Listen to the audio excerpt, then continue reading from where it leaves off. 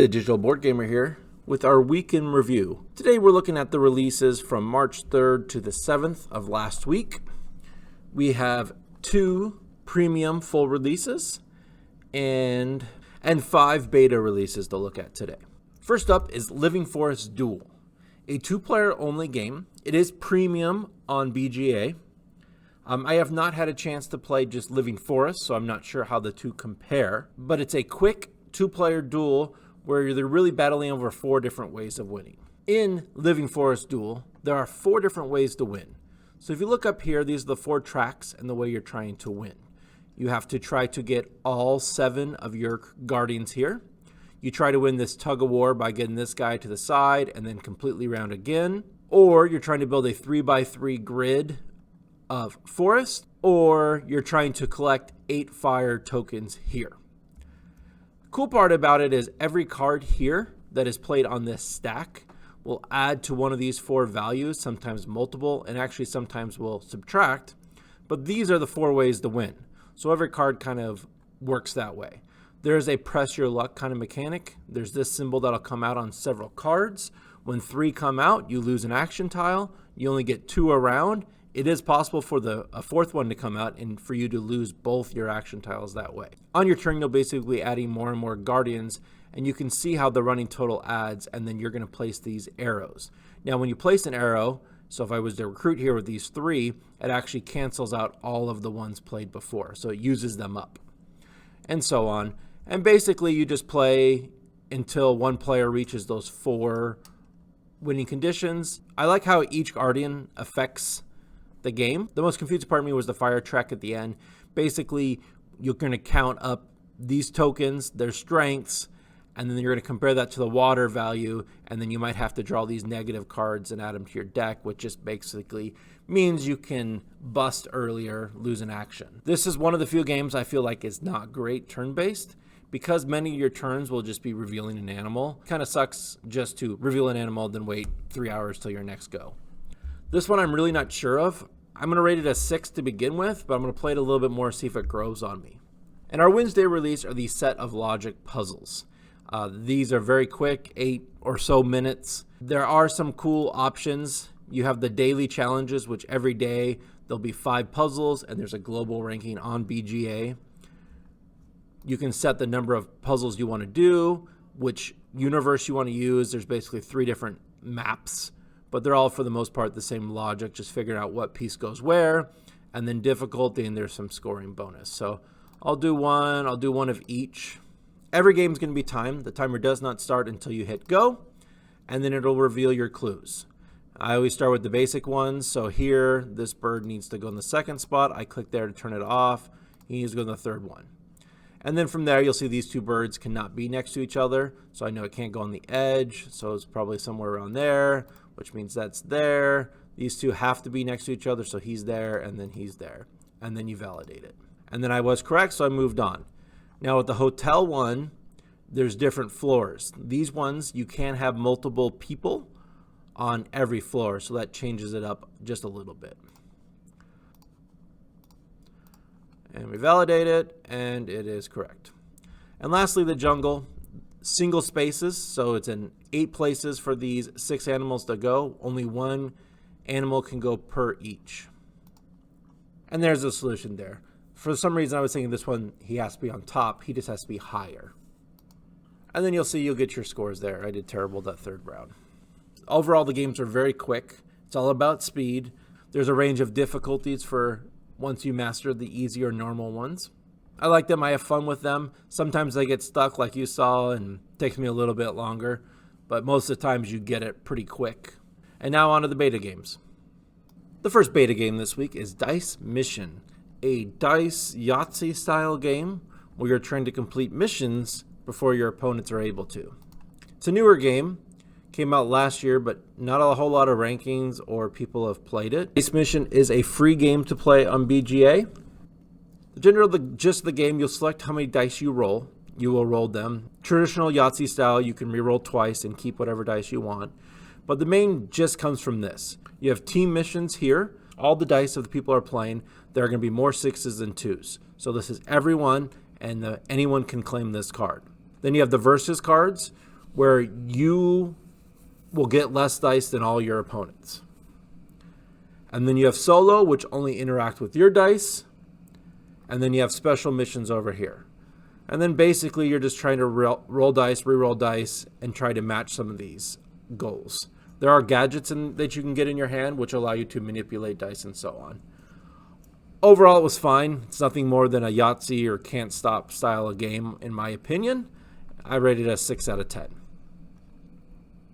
Next up for beta, we have Crafting the Cosmos, a new game out at the end of March. So this is kind of a preview on BGA.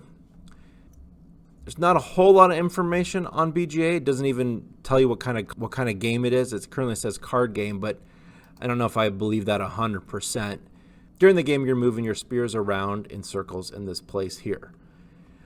This side of the board here, the bigger side of resources, your color ball, whatever it ends, is the resource you're going to collect. And then the other balls will represent the smaller resources you will gather. And then everybody has their own player board. And you're basically going to be trying to build, I think they're called cosmos. And after you're around each of these, once you get each of these stars around them, these are going to flip over and turn into these and score you points. And you score the points down here. You do have to have the life form guys here. Sorry, I'm butchering the names of these things. But you do have to have little life forms here to be able to flip over and score points. And then I believe if you have all these green life forms here, you get extra points on top of it as well. I have not finished my playthrough. I played turn-based and watched the video to kind of how to play it. There's a great video about how to play this game that I recommend from Meeple University. It's a cool building aspect. You have the ability to move your stars. You can turn them into like supernovas, I think it was. These guys here, and they're like a wild one. But you can't move them once they become this. So it's pretty cool how you can move things around and build out. So you're kind of placing and matching and building. Then there's some special things over cards you'll get here. And then you have goals that are coming here, and they start on the left side and slowly move over. And then when they get here, they actually hit. So you can kind of build up towards that. Really cool concept. I think really it builds around this guy is the big thing here, your resource gathering place. Next up in beta, Aquatica. Aquatica is an older game I have played in person before. There's actually a couple expansions, I believe, out as well. So this game came out in 2019, rated pretty well, rated 7.4. 2.3 in the weight, and then best with 3 rated on BGG. This game's you have a little bit of deck building and hand management, and then open drafting. In Aquatica, you will all start with the same hand. You'll have the game board with characters down here you can buy. You can see the cost, or there's locations you can get. You'll see that you can either, I guess, scout them or explore them with a trident, or you can buy them. And then you have goals on the top here. But basically, during your turn, you'll be playing cards. Characters will give you powers and abilities. And then after you're done playing them, they'll all go in this discard pile here. And then basically you play this lady here, and you get all your guys back. One-time use powers over here that get flipped over, and then she resets them and so on. But you can see it's kind of deck building because you'll be grabbing these characters, putting them in your hand, then you'll be using them. You'll be getting these locations. The locations kind of slide in this little slot. And then basically you'll be pushing the cards up, which will cover up items that you will get. And then eventually, once they're all pushed up, then you can score the locations with another ability. This treasure chest icon lets you score locations.